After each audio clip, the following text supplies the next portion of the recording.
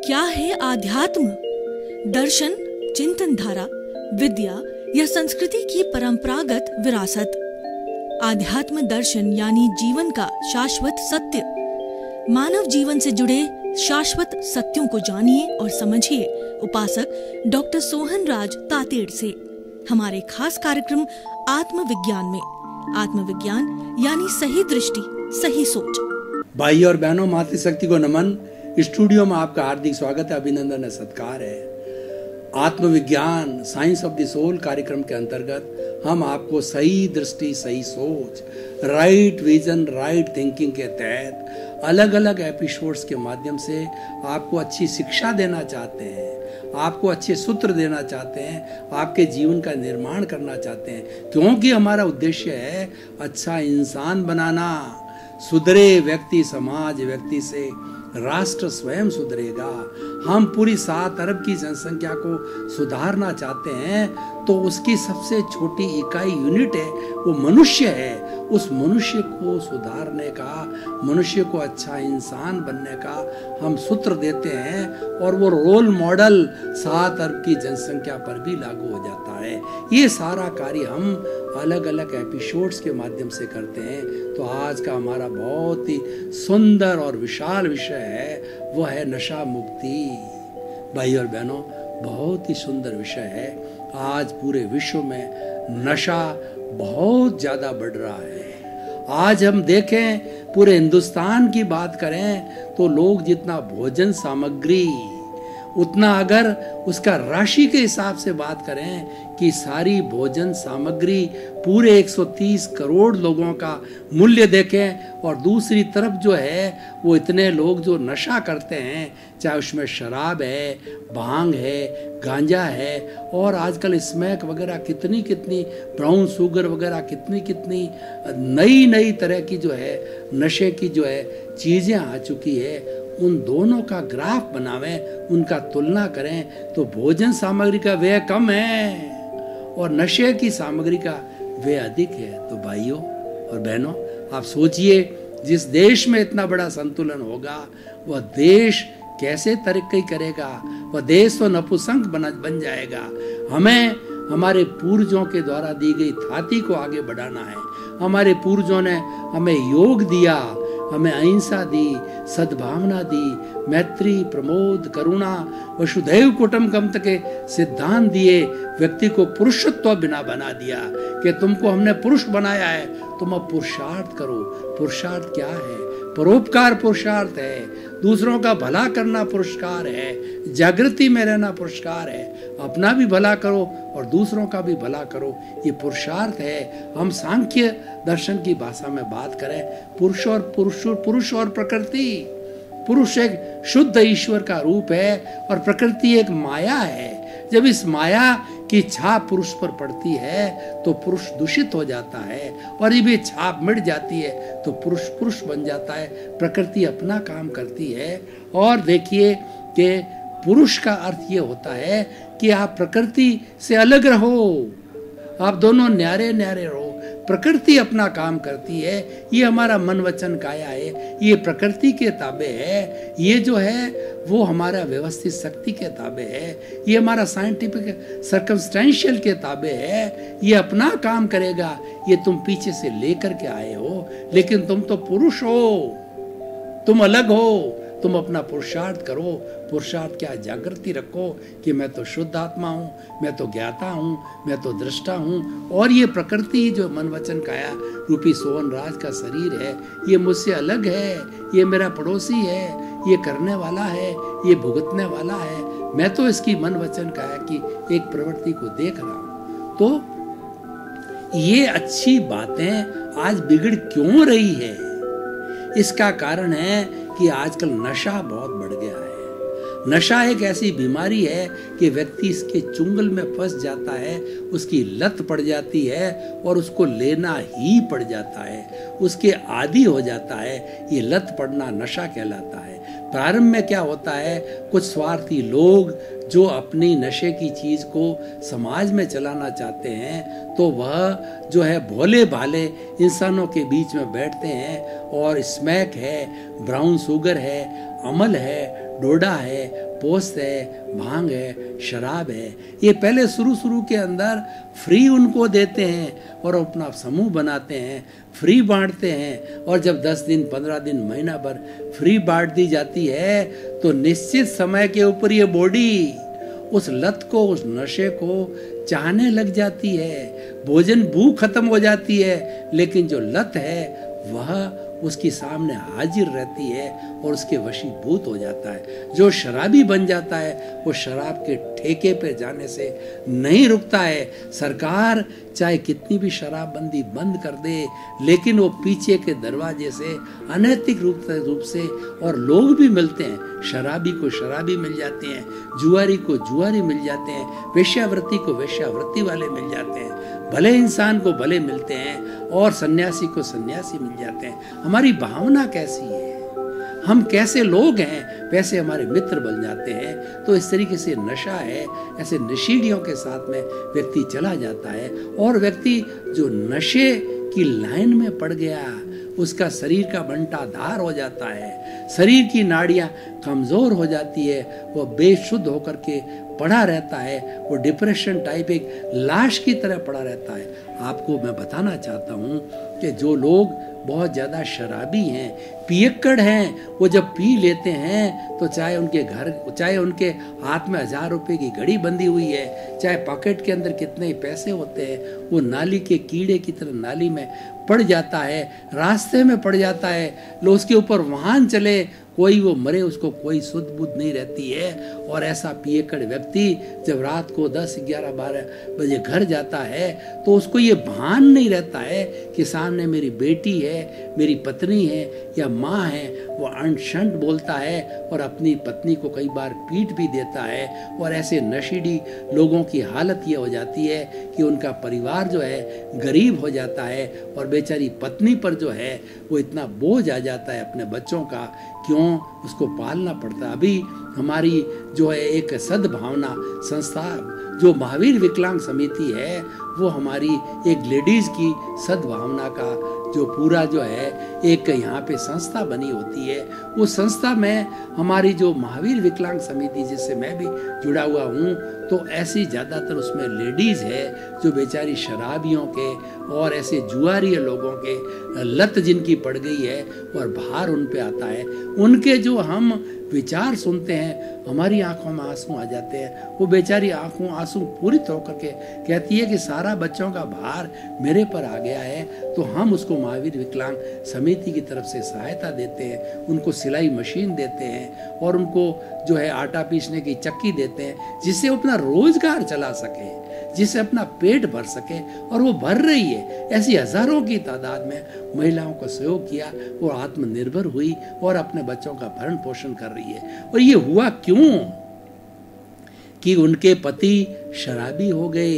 पति की बात कहते हैं तो रोने लग जाती है। और प्राय ऐसे महिलाओं के अंदर पाया गया है कि ज़्यादातर शराबी उनके हस्बैंड है जब उनकी ये स्थिति बनी है। तो भाई और बहनों, कितनी बुरी लत है ये, कितनी खराब है। एक जीवित प्राणी को मुर्दा बना देती है, कंकाल बना देती है, जीवित प्राणी को जो है पशु बना देती है। तो ऐसे नशे की हमें क्या आवश्यकता है। तो नशा मुक्ति, जब नशा को मुक्त कैसे करावें। प्रथम बार कोई हमारा बच्चा या घर का सदस्य उस लाइन में घुस गया और हमको पता पड़ गया कि इस लाइन में उसने प्रथम बार प्रवेश किया, उसी पर अटैक कीजिए, उसी समय उसको रोक दीजिए और उसको समझाइश कीजिए।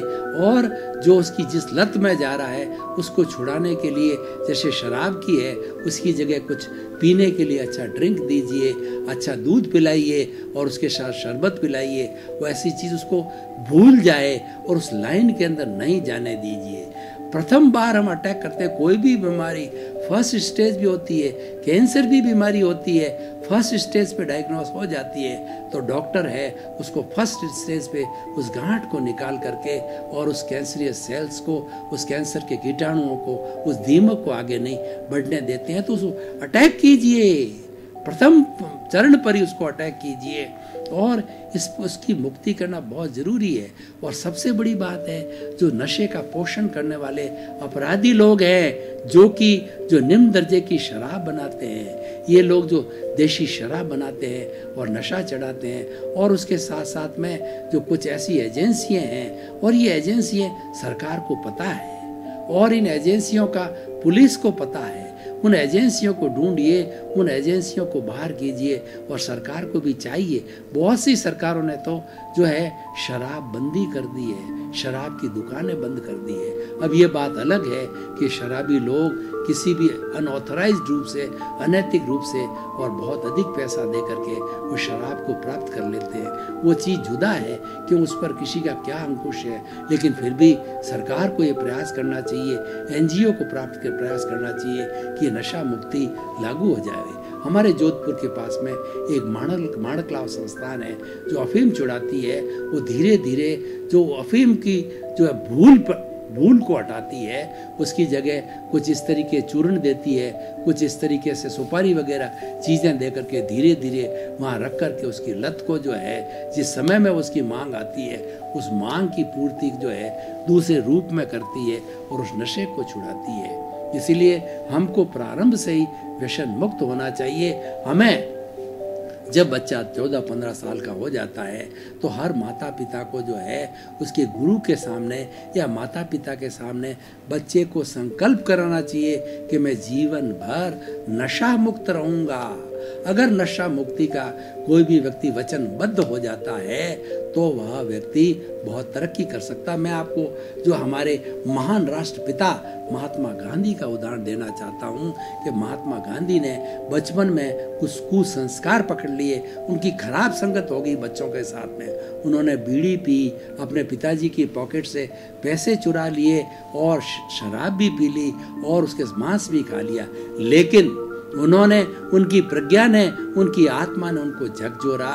उन्होंने माता के सामने कन्फेस किया कि मैंने ये गलती कर ली है, भविष्य में नहीं करूँगा, और उन्होंने उसके बाद में कभी नहीं छुआ। अब देखिए, पुराने ज़माने की बात बताते हैं कि महात्मा गांधी को बैरिस्टर बनने के लिए, वकालत करने के लिए विदेश जाना था और वो शिपमेंट से जाया करते थे।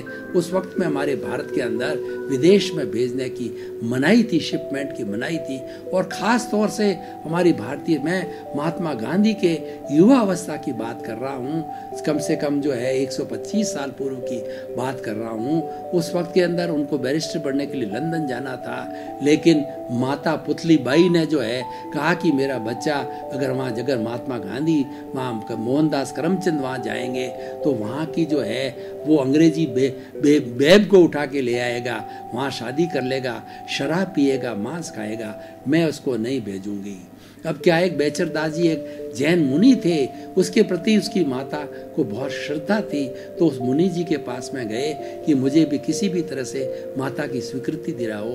तो मुनि ने ये कहा, ऐसा करते हैं, हम तुम्हें 3 संकल्प माँ के सामने दिलाते हैं, और वो संकल्प, क्योंकि तुम्हारी माँ के प्रति श्रद्धा है, अगर संकल्प ले लोगे तो तुम्हें जो है वास्तव में बहुत अच्छे, तुम भीरू व्यक्ति हो, वो काम वहाँ नहीं करोगे, और प्रतिज्ञा कर लोगे तो प्रतिज्ञा का पालन करोगे, क्योंकि तुम आत्मस्थ व्यक्ति हो, तुम जो है अपनी प्रज्ञा, ये तुम्हारी प्रज्ञा जागृत है, तुम प्रज्ञा चक्षु हो, उसका कभी भी उल्लंघन नहीं करोगे। तो बेचर जी स्वामी जी और पुतली बाई और महात्मा गांधी को जो है, इन तीनों की उपस्थिति में महात्मा गांधी को बेचर जी स्वामी ने 3 शपथ दिलाई कि तुम वहाँ लंदन में जाकर के कभी शराब नहीं पियोगे, कभी वेश्यावृत्ति नहीं करोगे, यानी वहाँ की औरत के साथ में शादी नहीं, वो कुंवारे थे, शादी नहीं करोगे, और उसके साथ साथ में कोई तरह का तुम जो है वो नॉन वेज भोजन नहीं करोगे।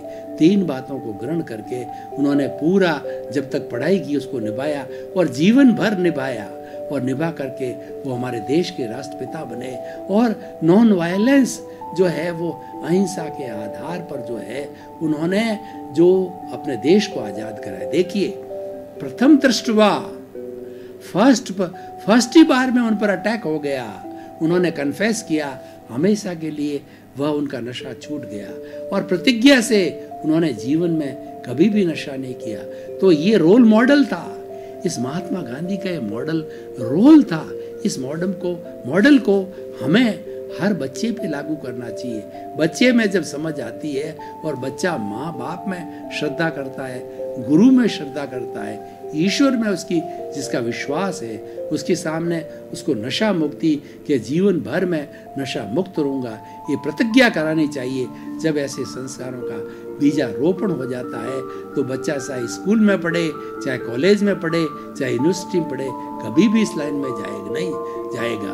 अभी हो क्या रहा है कि जब बच्चे 15-16 साल के हो जाते हैं, कॉलेज का माहौल, यूनिवर्सिटी का माहौल, वहाँ पर हमारे बच्चे बच्चियाँ ड्रगिस्ट हो गए हैं।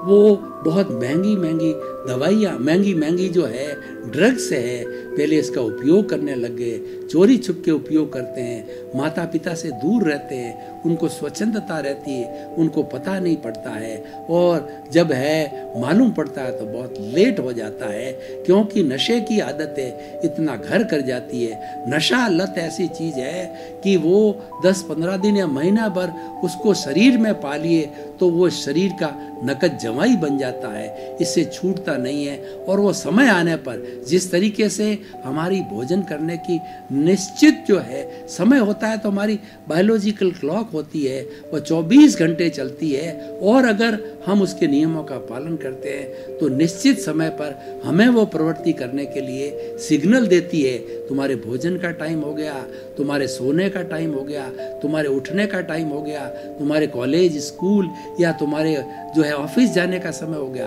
एवरी टाइम वो हमारा नियोजित करती है। 24 घंटे जो है उसका पूरा प्रोग्राम सेट हो जाता है। उसके अंदर जैसे अलार्म कैसे सेट होता है, बायोलॉजिकल क्लॉक में सेट हो जाता है। लेकिन हमने अपनी दिनचर्या को खराब कर दिया है हमारा, इसलिए बायोलॉजिकल क्लॉक हमारी मर गई है। वो बेचारी काम नहीं कर रही है, क्योंकि उनके नियमों को हम पालन नहीं करते हैं तो कैसे काम करेगी।